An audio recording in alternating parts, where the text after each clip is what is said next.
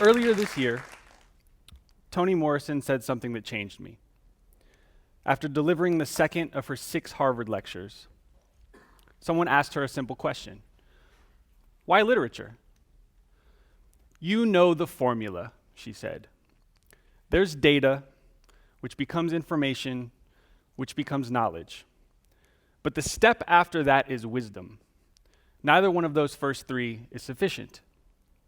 Literature, she continued, has always been the place to go for me because it's indeterminate and it's provocative and it can be beautiful.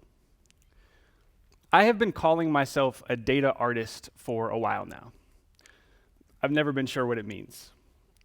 We live in a moment when data is fetishized. Show me the data, we say. But data for data's sake, numbers for the sake of quantification, that is a stillborn form of knowledge production. And I participate in it too. What about wisdom? It seems to me that our best artists, our best intellectuals, they work at their craft without having all the answers. They work at their craft by asking questions that they don't have the answers to. It's not "this is what I believe," Morrison says, because that would not be a book. It would be a tract. A book is, this may be what I believe, but suppose I'm wrong. What could it be? Or, I don't know what it is, but I'm interested in finding out what it might mean to me as well as to other people. I think data art at its best comes from a similar place. Just as the best novels don't have a singular point, some visualizations live in a space, a terrain. They are traversing the landscape of a question, trying to catch a glimpse of some fleeting thing. Morrison says her work grows from an idea that becomes a question I don't have any answers to. I identify with that a lot. I'm not sure I've ever known I was starting a project until I was sitting in front of the screen, completely bewildered. So what is the work data visualization does? What does it help us see? Perhaps one way of approaching that question is to go back in time. The year is 1899. W.E.B. Du Bois, the renowned sociologist, had just finished a series of charts for the Paris Exposition of 1900.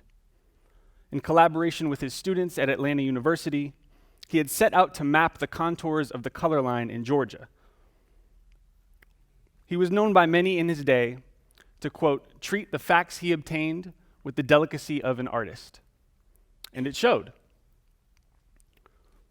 As you can see, the statistical diagrams Du Bois produced were remarkably creative in both form and content.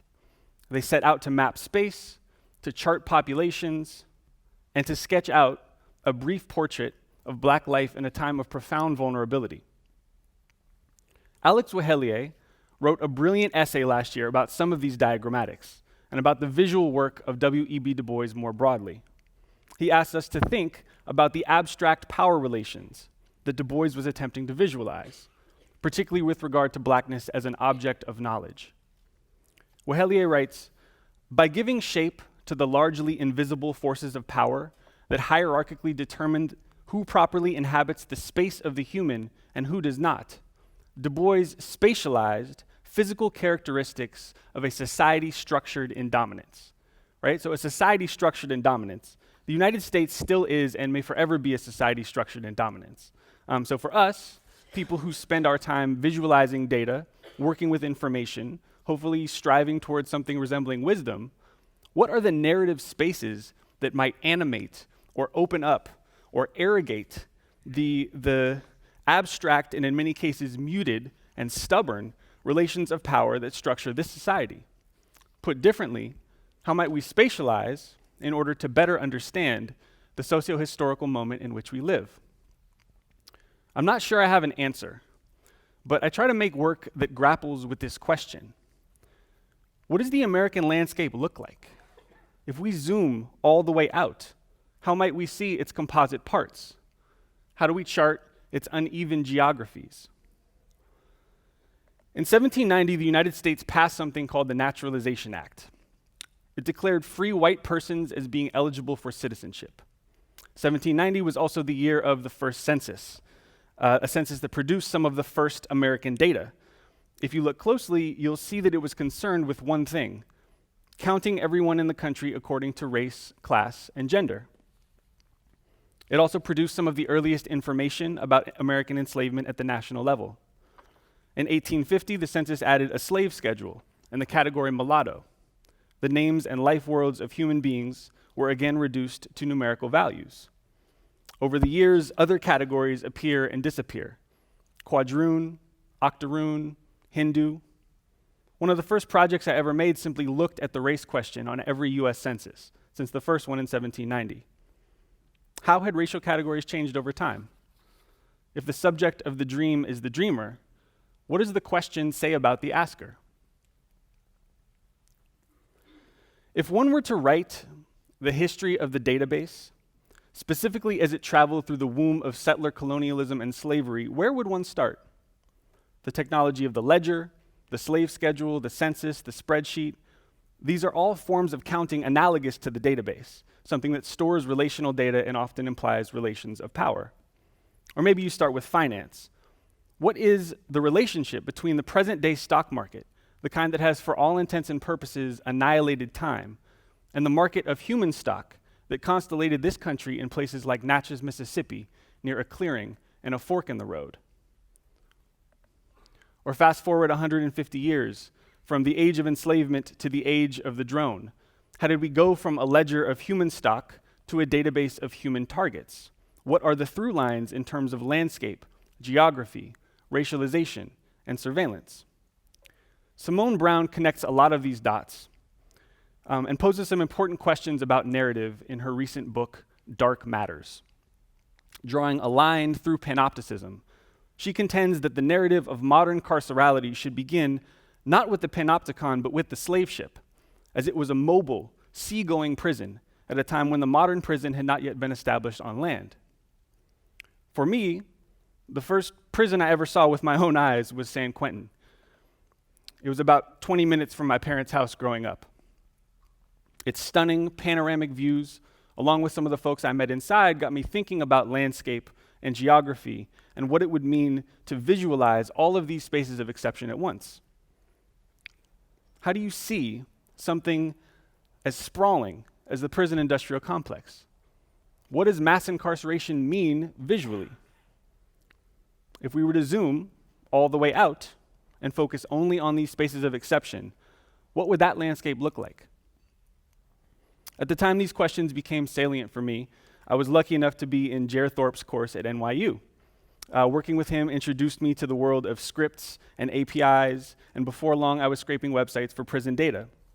There's an organization, the Prison Policy Initiative, that keeps meticulous records on where people are counted in the census, where incarcerated people are counted in the census. They do this to understand and hopefully end prison-based gerrymandering, where tax dollars flow from the places prisons are located rather than the towns prisoners come from. As a result, they have precise location data for every prison, jail, or detention center in the United States. As with most projects, the first thing I did was dig into their data and make a map. But in a country with as many carceral spaces as ours, a map doesn't exactly tell you much. Okay, there's a shitload of prisons. What else?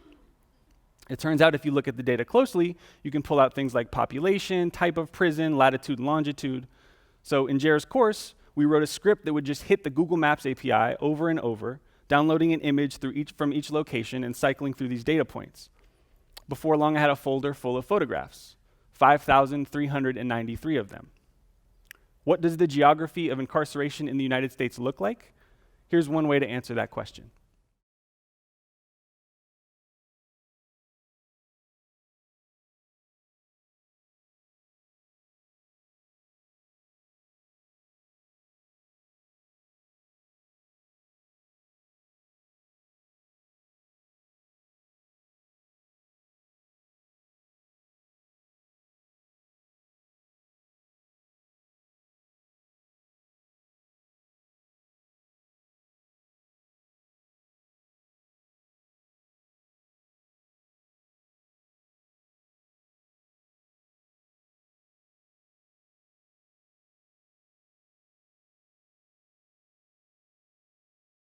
In a recent series of essays, Trevor Paglen, the artist and geographer, lays out what he thinks photography has become in the age of seeing machines.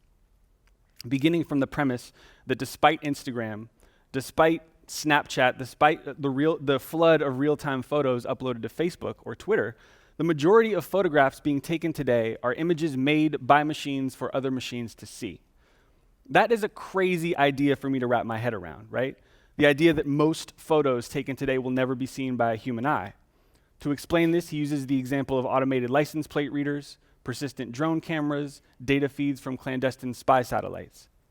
I think about a script, Paglin says, as the basic function of an imaging system. Its style of seeing and the immediate relationships between seer and seen it produces, the obvious ways in which a seeing machine sculpts the world. As someone who writes scripts, specifically computer scripts designed to capture digital images, I find this way of thinking about seeing quite useful. What does it mean for a machine to want to see something? Who writes the code for that machine? What purpose does it serve? For me, what does it mean to represent carceral space, spaces designed to cage human beings, spaces that disproportionately cage human bodies racialized as black, as a landscape free of human form? I would argue that some of these landscapes are actually not free of human form. While a lot of my work is concerned with zooming all the way out, you can certainly see something when you zoom all the way in. In this case, the silhouettes of the people being warehoused. This is ADX Florence in Colorado. I want to linger here for a moment on the notion of silhouettes. What can be seen in a shadow? What can be gleaned from negative space? If all one has is the outlines of a thing unsaid, does that constitute data worth visualizing? In her seminal essay, Unspeakable Things Unspoken, Toni Morrison says it plain. We can agree, I think, that invisible things are not necessarily not there, that a void may be empty but not be a vacuum. In addition, certain absences are so stressed, so ornate, so planned, they call attention to themselves, arrest us with intentionality and purpose, like neighborhoods that are defined by the population held away from them. Morrison describes her endeavor in Unspeakable Things as a search, in other words, for the ghost in the machine. Around the time I made Prison Map, I started thinking more about drone geographies. What are the parts of the relational landscape that I don't have to see? Right? Most of the time, this is me, walking down the street on my phone, sending somebody a snap, scrolling through Instagram. I could not be further from the wars being carried out in my name. One of the things I fundamentally believe is in meeting people where they are. So if this is where I am, on my phone, on my screen, how can I make something that meets me here? What if every time there was a drone strike, I got a little notification? Would that allow me to plug in to bring the war just a little bit closer to home? A few years ago, I decided I would make an iPhone app that would track US drone strikes. For me, someone who had no sense of the contours of these covert operations, what does that geography look like? The app was super simple. It would literally just ping your phone every time one of these drone strikes was reported in the news. The question I couldn't answer, and the one that wouldn't leave, is this: do we really want to be as connected to our foreign policy as we are to our smartphones? The hypothesis, of course, was no. Definitely not, right? Like, who wants to receive these alerts? Why would anyone want their phone to buzz and be like, oh, it's my friend texting me, and instead it's news of 6 people dying? No, why? But I was interested in pursuing that question. What would it mean to have a different kind of relationship to data about secret networked war? At this point, the app kind of took on a life of its own. Apple was super excited about it, so they rejected it, now a total of 11 times, for being excessively crude or objectionable content. And then the fact I think that people couldn't download it probably made them want to download it more. And then after removing all references to the word drone, it was in the App Store for a little more than a year. I think something like 50,000 people still have it on their phones, until it was rejected again, twice, and then the story became about Apple and journalism and censorship, and certainly not about people or policy or drones. But at its core was a very simple question. How do I see what's on the other side of these missiles? Who are the people being burned in their cars? Who are the girls named Nabila who draw pictures of their homes with drones above them? Of all the things I choose to get notified about in real time, I don't feel like news is particularly controversial. But I've continued the project in other forms. On Twitter as DroneStream, and as an API, which I would encourage you to use, and now with some journalists at a place called The Intercept. I went up from being a person curious about the contours of covert war to working on a year-long investigation called the Drone Papers, in which a whistleblower of conscience came forward with classified documents about how this entire relational geography clicks together. It was the most complete picture I had ever seen of what's on the other side of the secrecy. And among the revelations that struck me most were how ominous a phone app about drone strikes may have been. I called the app Metadata, which for many was a banal name, but I chose it because there really isn't information about most of these drone strikes.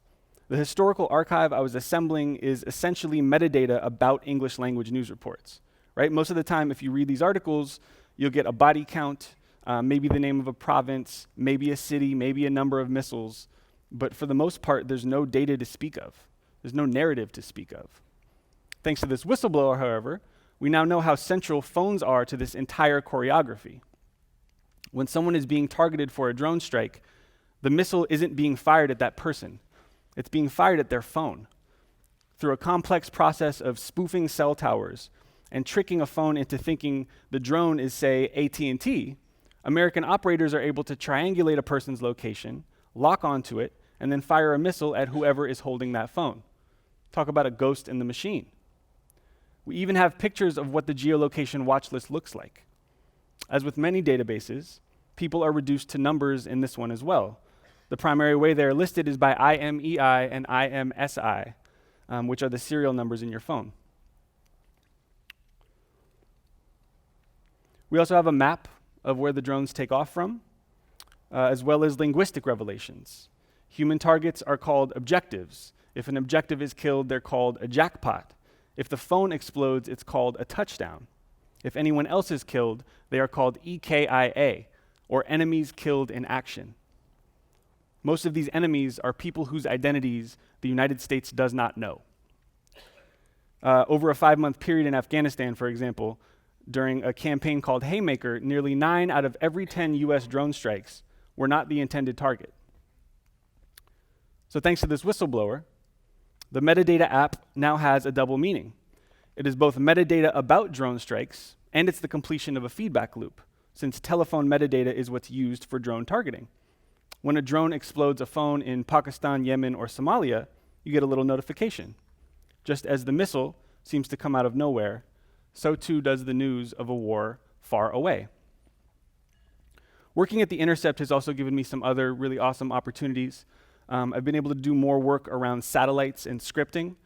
This is a preview of something I'm working on right now, which is looking at the space of the entire US-Mexico border. It is composed of about 100,000 images, all downloaded from the Google Maps API and then programmatically stitched together.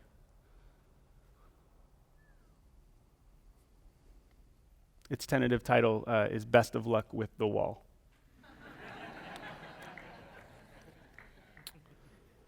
And for Laura Poitras' show at the Whitney, I was able to go out to Creech Air Force Base and actually film some of the drones in flight.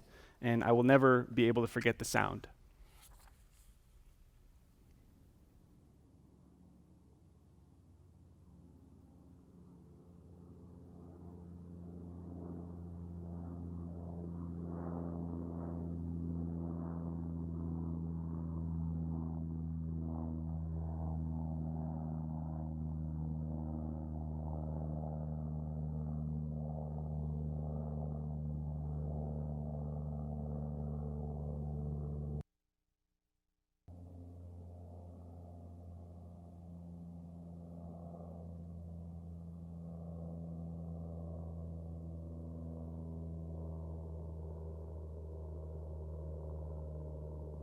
Trevor Paglen's work has made its mark on many of the things I do. He was photographing the drones at Creech basically since they started flying there. His work with Laura on Citizen 4 helped us see the landscapes that make up the archipelago of our global surveillance network. And he wrote a book about the National Security Agency before Edward Snowden made it a household name. His metaphor of blank spots on the map pushed me down a few different rabbit holes. One of them was simply this. If it is materially impossible to make the surface of the Earth disappear, and we live in an age of satellites, which are really just cameras in space taking landscape photographs, an age where nearly everywhere is browsable in high definition via Google Earth, where are the places that have been removed from the digital archive or abstracted from the digital archive? What do they look like? It turns out there aren't many digitally secret places in the United States, at least not as many places with as creative or as obvious a redaction method as in the Netherlands. These images are from an artist named Mishke Henner, which he downloaded from Google Earth for a collection of his called Dutch Landscapes. And Ingrid Burrington is also making some really cool prototypes of different ways of seeing satellite imagery. But I was curious to at least look, right? So using a similar script as the one from Prison Map, I decided to take a snapshot of every known US military installation around the world. For a military as ubiquitous as this one, how would you measure its footprint? Once again, I started with a map and then ran a script and then began compiling a folder full of images.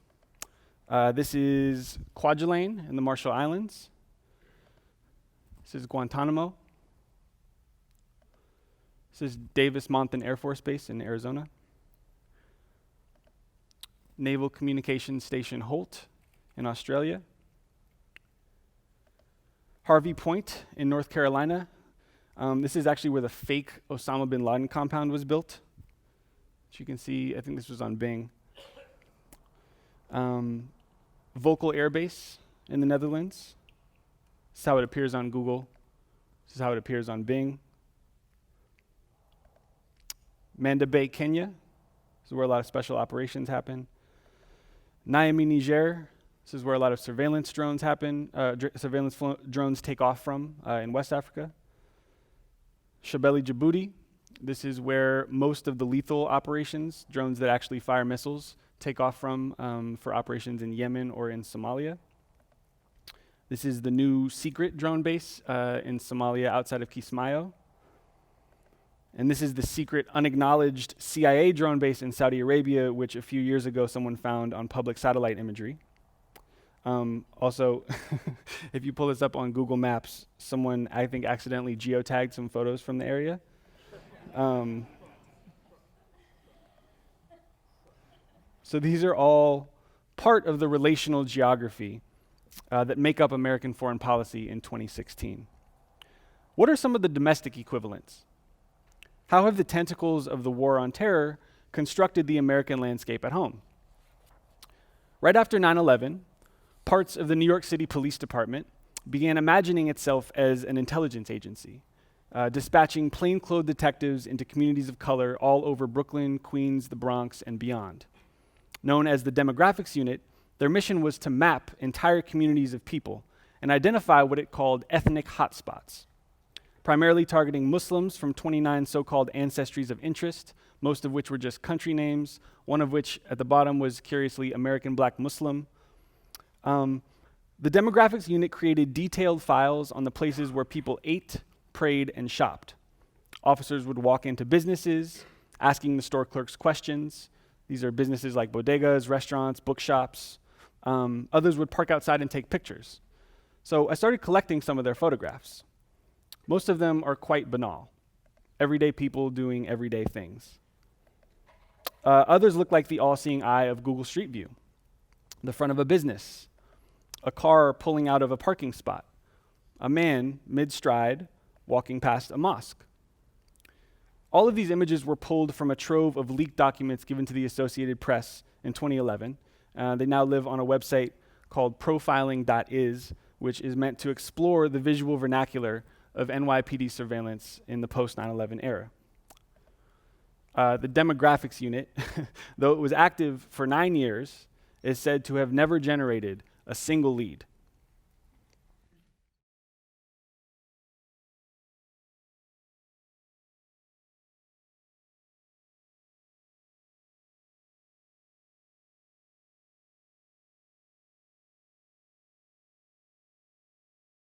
Other landscapes, other parts of the American landscape that I've spent time tracing include the institution of policing more broadly. In the years since Oscar Grant was shot by Johannes Messerly on a BART platform in East Oakland, videos of peace officers executing unarmed people of color seem to surface almost every week. Harkening back to the moment of Rodney King, I can remember watching the Oscar Grant video, having shopped at the grocery store at which he was a butcher, having lived a few avenues from Fruitvale Station, and thinking that something about the way that video was circulating represented a shift in our media landscape. Until recently, the names and narratives of people killed by American police officers were relatively local knowledges. Everyone remembers that one moment from their childhood or from their neighborhood, but by and large, there was no centralized repository where this catalog of violence lived.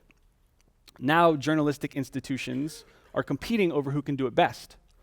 The proliferation of phones, those with cameras and internet connections, has meant that what was already happening in Black and brown communities across the United States, routine police violence, quotidian street harassment, the Michael Slager planting of tasers, could enter the living rooms and social media feeds of folks who didn't live there as well. And visual evidence travels.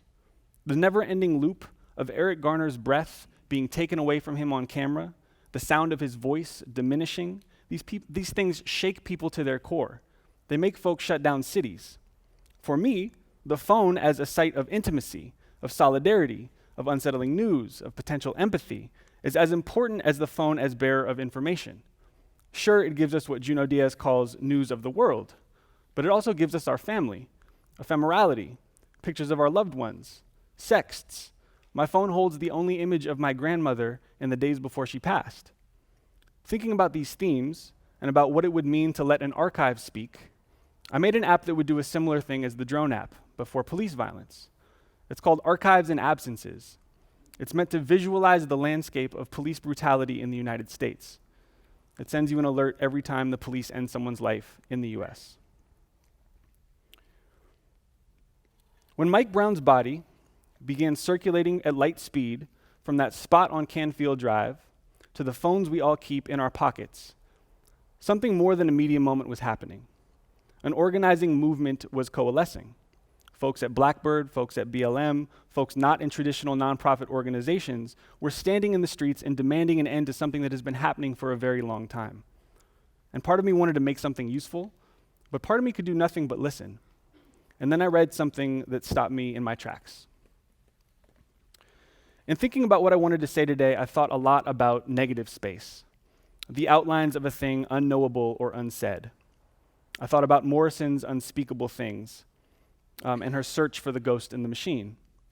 I thought about Saidiya Hartman's work, particularly her choice at the beginning of Scenes of Subjection to not reproduce Frederick Douglass's account of the beating of Aunt Hester. What does the choice to not represent something have to teach us in the age of social media? I think about that unsettling moment that happens all too often, when someone's life has just been taken, perhaps in public, perhaps by a police officer, and suddenly here they are, circulating through your Twitter feed or your Facebook feed on autoplay. Hartman chooses not to represent the spectacle in order to call attention to the ease with which such scenes are usually reiterated, the casualness with which they are circulated, and the consequence of this routine display of the ravaged body. Rather than inciting indignation, she writes, too often they immure us to pain by virtue of their familiarity. What interests me, she says, are the ways we are called upon to participate in such scenes. Are we witnesses who confirm the truth of what happened in the face of world-destroying capacities of pain? Or are we voyeurs, fascinated with and repelled by exhibitions of terror and sufferance? What does the exposure of the violated body yield? Does the pain of the other merely provide us with the opportunity for self-reflection?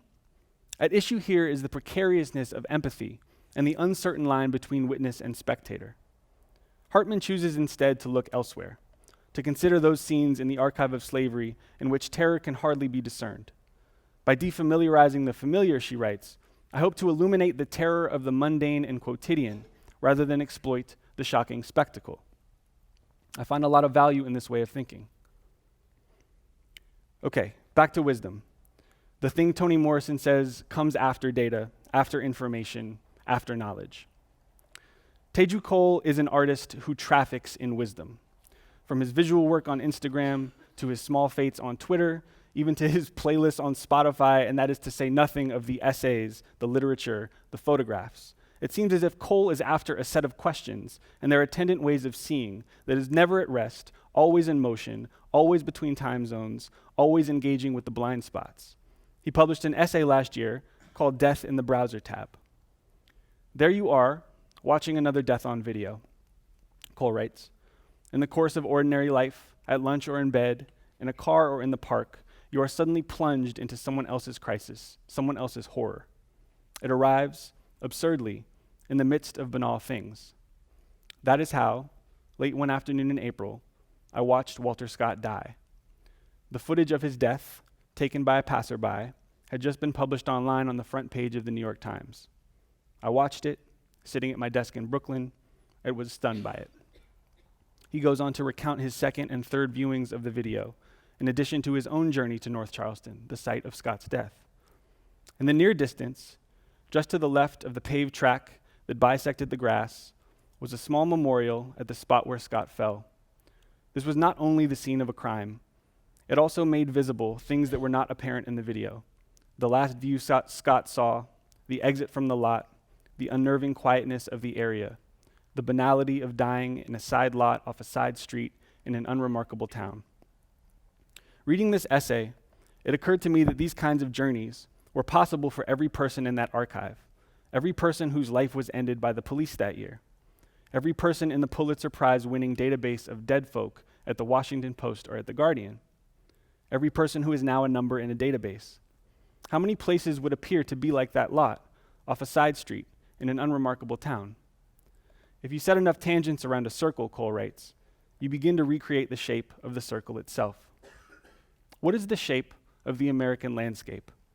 Which are the tangents worth walking, and which are the circles better left untraced? Freddie Gray, Betty Jones, Walter Scott, Sandra Bland, Michael Brown, Yvette Henderson, Natasha McKenna, Jessica Williams. The list goes on. Using location data from every one of these fatal encounters in 2015, I started assembling a wall of elsewheres, a grid of meaning, the last view someone else may have seen. Teju named it Officer Involved, an immersion in the life, in the environment of someone's last moments. It was a search for a different kind of ghost in the machine. I want to close where I began, with Morrison, and with one final note on hauntings. If the American landscape is ghosted, always already, by its various normative annihilations, how do they appear in our data? What is the role of historical research and historical residues in the contemporary production of art, fiction, and journalism? In describing the role of research in writing Beloved, Toni Morrison has spoken at length about the bit.